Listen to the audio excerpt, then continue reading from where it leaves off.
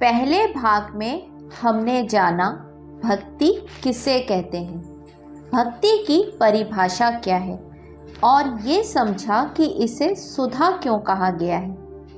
हमने प्रभु रामचंद्र जी से प्रार्थना की कि वे अमृतमयी भक्ति की निष्पत्ति के लिए हम पर विशेष कृपा करें।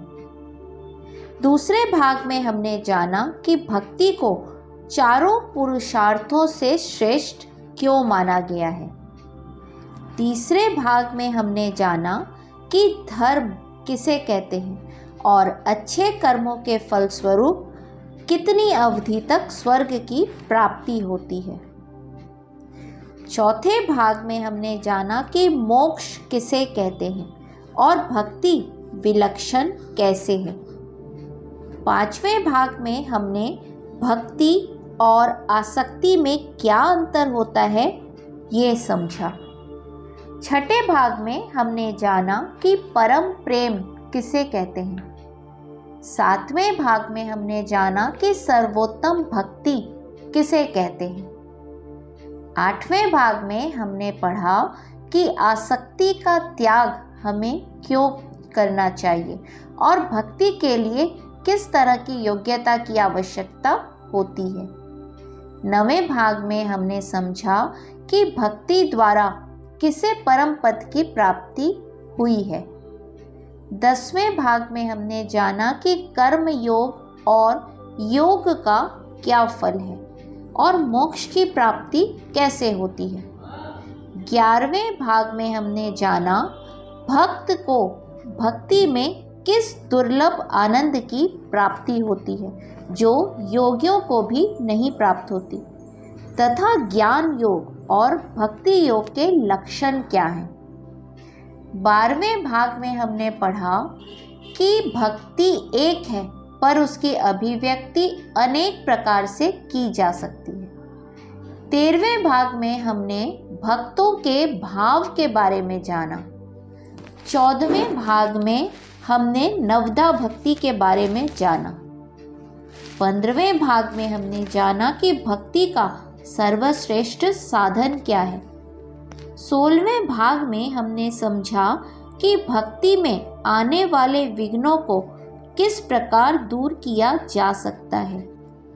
17वें भाग में हमने 4 प्रकार के भक्तों के संबंध में जाना और यह भी जाना कि ज्ञानी भक्त भगवान को क्यों प्रिय हैं।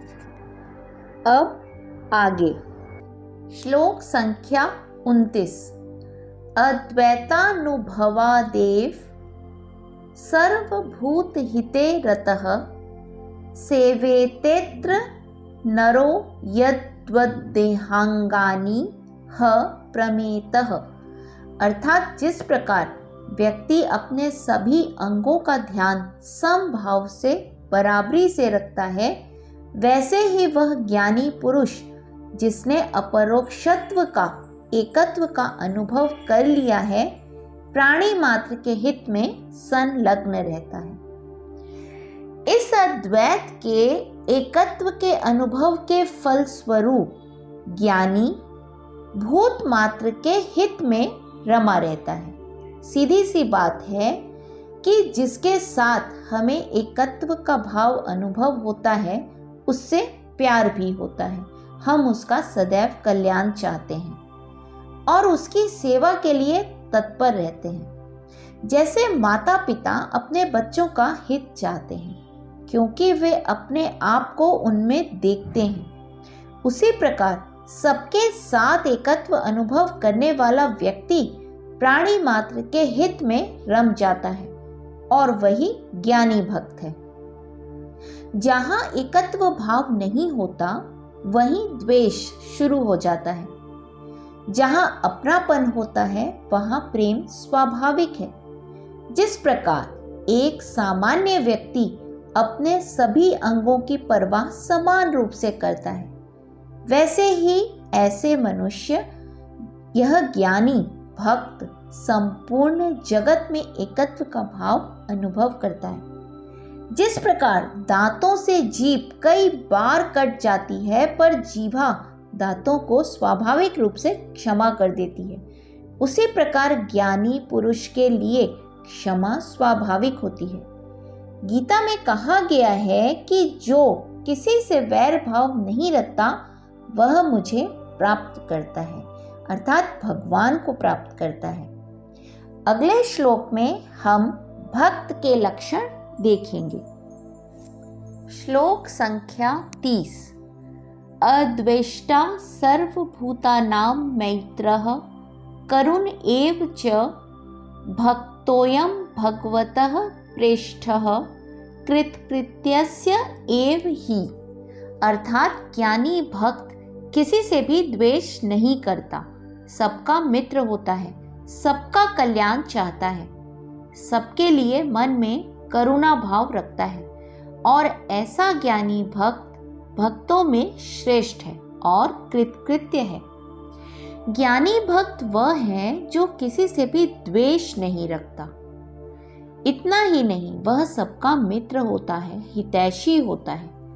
अपने दुख को वह कुछ नहीं समझता, लेकिन दूसरों का दुख देखते ही उसके हृदय में करुणा का भाव आ जाता है। जिस प्रकार हम अपने शरीर के किसी भी अवयव में होने वाले कष्ट को जल्दी से जल्दी दूर करने का प्रयत्न करते हैं, वैसे ही यह ज्ञानी भक्त सभी के प्रति करुणा भाव रखता हुआ उनके कष्टों के निवारण के लिए हमेशा तत्पर रहता है। ऐसा ही भक्त भगवान को अत्यंत प्रिय होता है। भगवान ने ऐसा कहीं नहीं कहा, ना ही शास्त्रों में कहीं इस प्रकार का उल्लेख है कि जो भक्त मेरे लिए मंदिर बनाता है वह मुझे प्रिय है। उन्होंने यही कहा है कि जिसका मन शुद्ध हो गया है, जो सबसे प्यार करता है, जो सबकी सेवा करता है, वह मुझे सर्वाधिक प्रिय है। ऐसा पुरुष ही कृतकृत्य है, अर्थात उसे जो कुछ प्राप्त करना था उसने कर लिया, जो कुछ उसको अपने जीवन में करना था वह उसने कर लिया। तो ऐसी परम भक्ति जिसे प्राप्त हो जाए वही पुरुष श्रेष्ठ है।